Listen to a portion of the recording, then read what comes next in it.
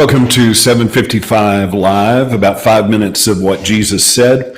You can find a different command of Jesus at our weekday Bible plan. Just go to bible.today.church. We would love to be reading scripture together with you. Also, if this is meaningful to you, if you find it helpful, it really helps us if you like this and share it on social media, if you comment, all of those things.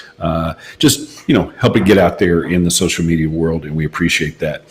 Today's Jesus said, which is a soundbite of one of his commands or statements. Today, Jesus said, feed the hungry. This is from Matthew 25, where Jesus is talking about at the end of everything, there's going to be a judgment, and a lot of different theologies about, which judgment this is, what this all looks like. But the things that Jesus said are very, very clear about what we would be judged on. Matthew 25, starting in verse 34 through 36. Then the king will say to those on his right hand, "Come, you blessed of my Father, inherit the kingdom prepared for you from the foundation of the world." It's a good thing to inherit the kingdom. This is why. He said, "For I was hungry, and you gave me food. I was thirsty, and you gave me drink. I was a stranger, and you took me in. I was naked, and you clothed me. I was sick, and you visited me. I was in prison, and you came to me." Now, those that were standing there asked Jesus in this story, "When did we do this?" They asked the king that. And then the king answered in verse 40 and said, "Surely I say to you, inasmuch as you did it to one of the least of these my brethren, you did it to me." It's important to really understand the gravity of what Jesus taught here, that at some point, we are going to stand before him. And the question will be, I was hungry, did you feed me? There are many, many theological debates today about different doctrines, different understandings of things like predestination and salvation and sanctification and all of those words that we throw around.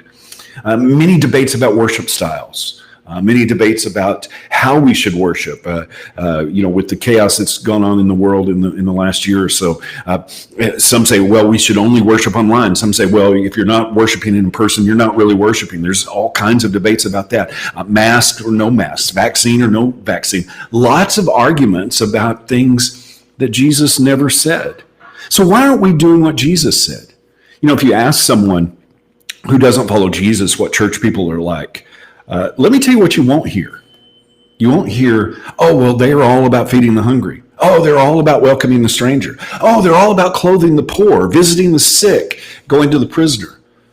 Unfortunately, we often hear the exact opposite. And many times what we seem to be saying is the exact opposite. Why is that? Could it be because we think following Jesus is about getting our needs met?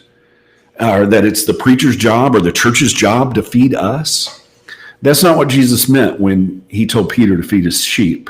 His sheep hear his voice, but they don't just listen to the words. They do what he said and they follow him. And Jesus said, feed the hungry.